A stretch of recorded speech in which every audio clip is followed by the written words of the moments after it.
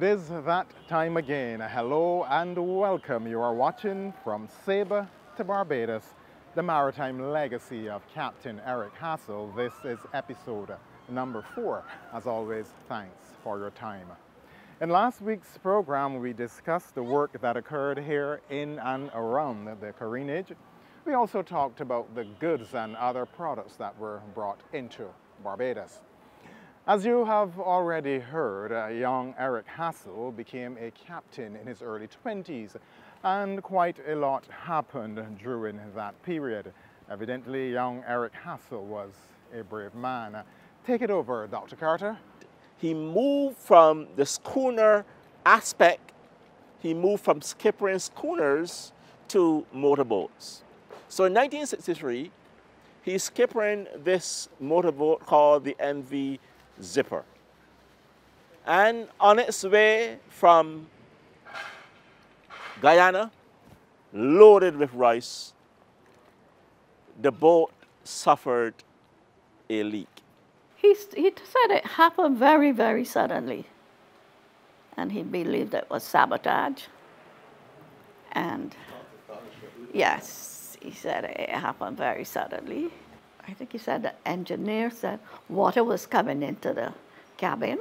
He suspected that the boat sank, that it hit an underwater log, because he said he remembered the engineer coming to him and said, Captain, a lot of water is coming out in the engine room. So he said he believed that, because he said he felt a thud, right? He felt a thud. And then when he went and looked in the engine room, the water was practically up to the engine. Mm-hmm. They tried in vain to pump out this water, but to no avail. That boat was crippled, and Captain Hassell knew it. He had a crew of 12. He had his lifeboats, and there were a few persons traveling with the crew as well. There was a Mrs. Shipley, there was a Mr. De Freitas. They were also traveling from Guyana on Captain Hassell's boat in 1963. The problem, however, was that Captain Hassell could not swim. And there lies a problem.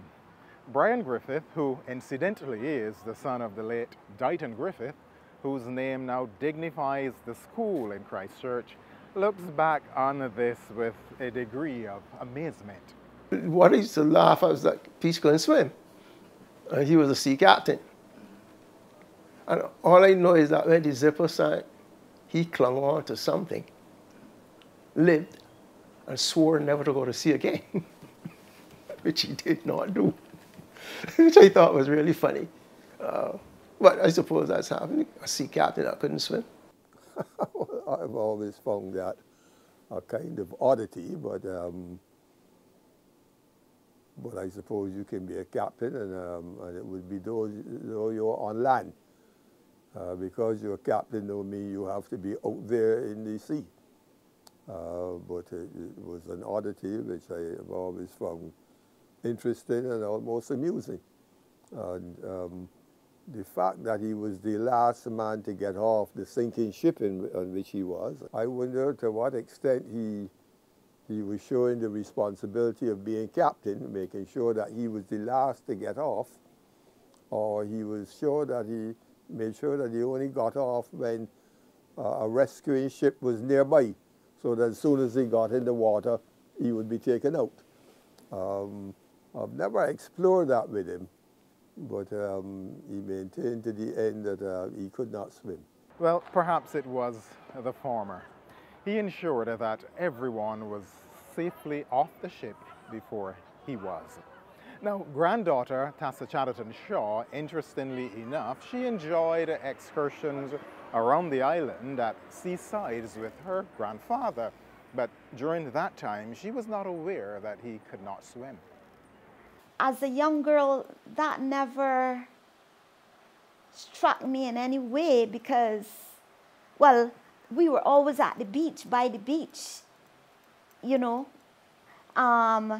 He would go to the beach, not regularly, but I didn't realize that disconnect at that time because we were always close to the sea.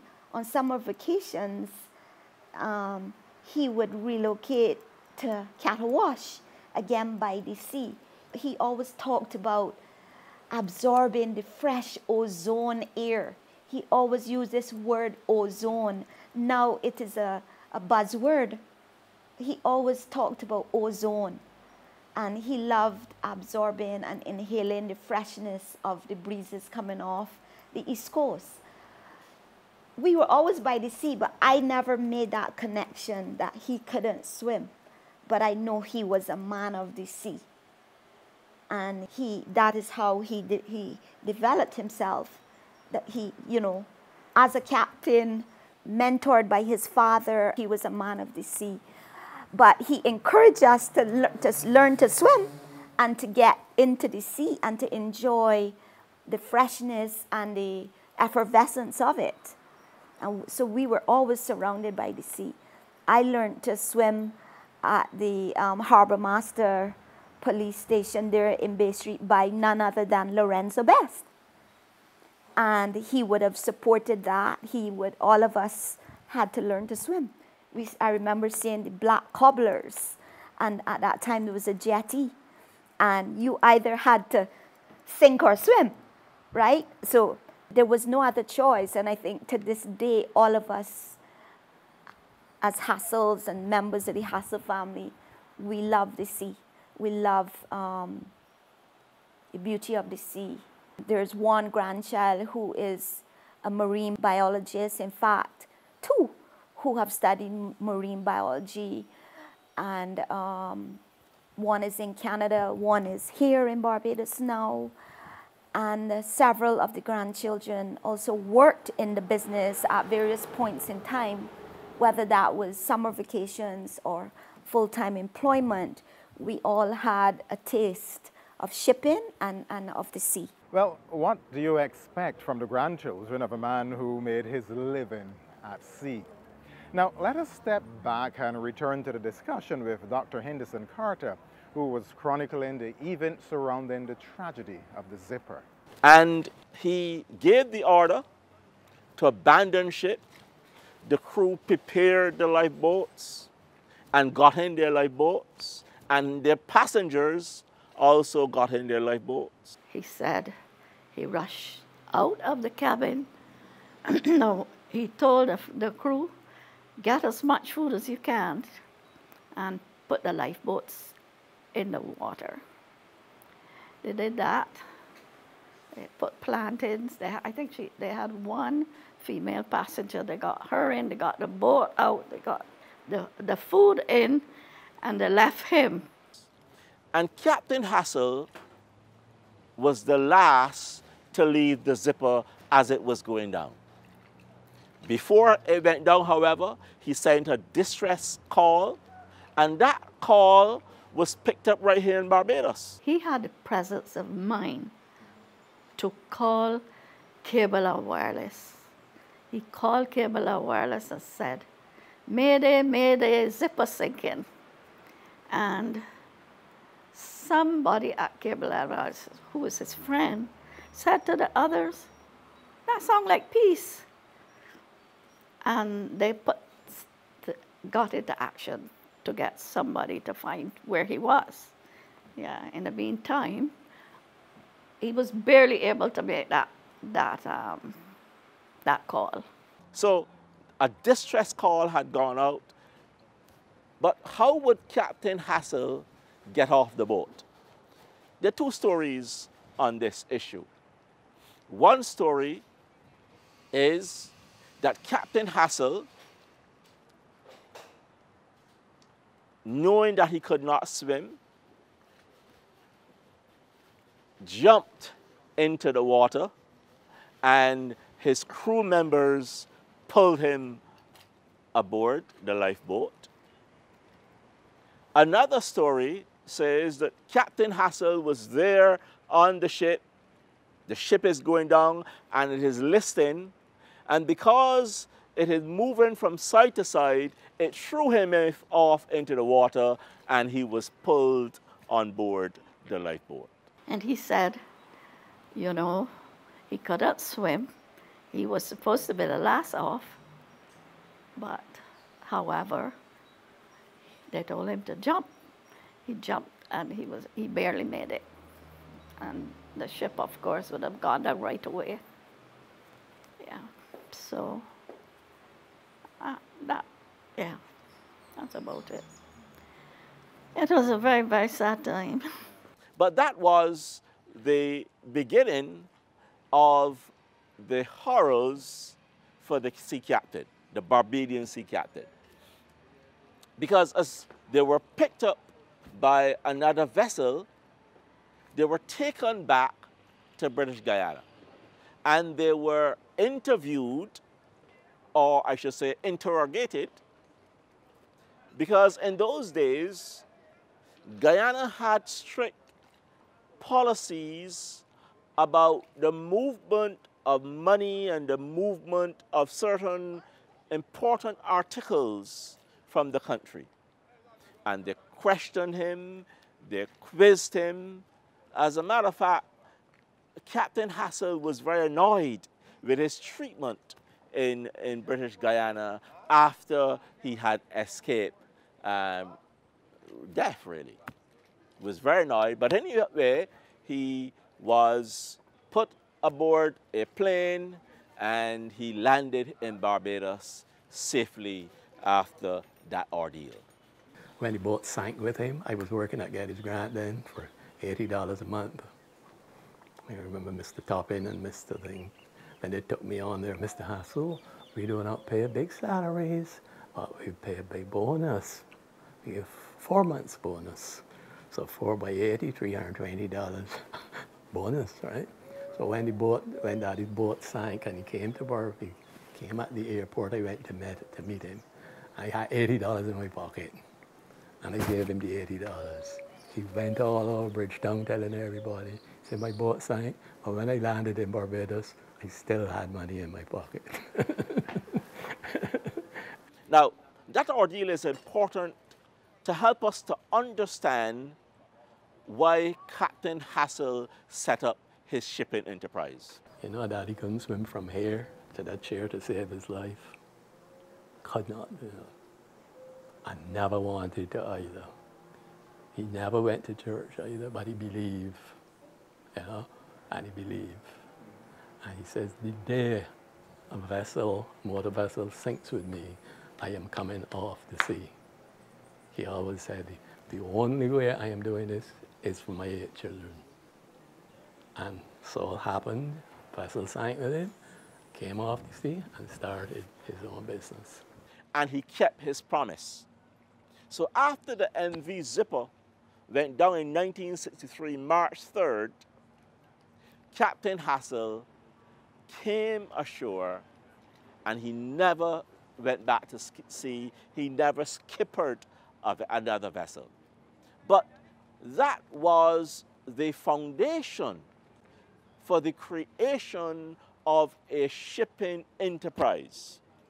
And that foundation was based on his over 30, 40 years of experience in the schooner trade, in the motorboat trade, over 40 years of contacts with people in Guyana, and he had many friends in Guyana, in Trinidad, contacts with people in the Eastern Caribbean, contacts with his colleagues in Saba. Some of the other schooner captains, they told him in those days they had called the British West Indies Schooner Owners Association. Well, it was exactly what it says from that. And it was not well run because this guy who was in charge of the British West Indies Schooner Owners Association in Barbados, he was very poor, you know, very, very poor, very poor. He had no experience or whatnot. So when Daddy started the business then, it was like relief for the the ship owners, he said, well, at last we have somebody who can represent us. The schooner captain said, well, Captain Hassell, you know everything to know about the sea. Come, you know, you don't open an agency, you know, and who we can go to and ask something about the sea, about what to do when you're going here, when you're going there, you know, and that was a relief for them, for them. So we really had no, they will have petty squabbles. I think somebody started an agency here, but they were never able to compete with us because Daddy had a reputation. You know, and he did it. He did it out in the sea, and now he's in land. You know, so you know, you cannot ask him for more, an individual for more than that. You know, he tell you exactly what to go through. He was ready to go into a new type of business, representing schooners and representing motorboats in a form of an agency, representing those vessels based here in Barbados. So, Captain Hassell first set up his small shipping agency in a building to my right called the Barnes Building, near the Charles Duncan O'Neill Bridge. The Barnes Building. That is where his first office was located around 1969. And the company started around 1969. That is where his office was located. It was Daddy, myself, and a messenger. Barnes Building was a commercial building, like for everywhere else. And we just had a little, no, you can't even call it an office, a room in Barnes Building. But we were only there for about 5 months or whatnot. Then we moved from there to upstairs. It used to be Citibank at the time, the top of Broad Street. And then I think it turned to Caribbean Commercial Bank. And then from there we went to Cockspur House and then to Carlisle House, 2 places in Carlisle House. And we had about 6 staff there, right? That is where we registered the company then. I can't remember the year, but it was from that building then. Because we had like windows would overlook onto the careenage, and we would look out and see what's going on, what trucks are not doing. Care hunt can't get the bag, the luggage, or the cargo, and we would call them and we'd look and see. And as soon as the last care hunt truck moves out, we then call Brighton. Care hunt cargo is gone, so you can send your trucks now. So we were right on the scene. And in that period, one of the things that he shipped from Barbados was limestone. A lot of limestone came from the Rogers and the Ellesmere Quarry. The Ellesmere Quarry is located in St. George, Rogers Quarry in St. Michael. And a lot of that limestone was used in the Guyana sugarcane fields to reduce the acidity of the soil. Pulverized limestone from the quarries, right? They used to dig the pulverized limestone, put it in crocus bags, and ship it to Guyana to upkeep some of the roads and whatnot down there. Yes, because you know Georgetown is under sea level. You go to build a house in Georgetown, you see them come with the picks or whatever it is, and then the buckets of water, underwater. And for many years, in the 1960s and through to the 1970s, and even the 80s, limestone was shipped to Guyana. And Captain Hassell organized those shipments of limestone to British Guyana. Some weeks we used to be agents for every single vessel in the careenage. We used to represent all of them. And we knew everything, talking about computers and whatnot, we knew everything in our heads. Because you know, West Indian personalities and whatnot, you had to give Like if you had Sir Lee Smith going to St. Vincent or whatnot, and you had the TB radar going to St. Lucia. Well, they're all West Indies, so they're looking to see what that one is carrying, and this one is looking to see what that one is carrying. So you had all these different personalities, individuals, clash of personalities, because the jealousies and whatnot and whatnot. You know, but we knew all those accounts in our heads. It could come anytime. You know, like the same Cyril Smith, Captain Selby will call and says, "Want $5,000? Tell Captain Hassell to get $5,000 for me." And we knew right in our head the money was there. And it is just that everybody knew everybody else, and you had to try to satisfy everyone. Cement started coming from Trinidad at the Lower Wharf. Well, that was a whole different operation, because then that involved stevedores, registered stevedores from the port. So that was a whole different operation altogether. So then as years passed, then we went down to Cockspur House. Then by then, the boats in the Carinas were getting less and less and less and less. By which time, I think by the time we finished occupying that building, I think they were practically all down in the Deepwater Harbour then. And we realized that it was only a matter of time before the vessels went down to the Deepwater Harbour. And eventually that came, all the inter-island vessels disappeared, right? And that was the end of the careenage in the waterfront. And Eric Hassell's business was among that number that was part of the transition from the careenage to the Deepwater Harbour. It was different to us, for us, but of course we had to get into it to survive. You know, we had to get into it to survive. So we just did what was necessary, applied for stevedore license, just like everybody else.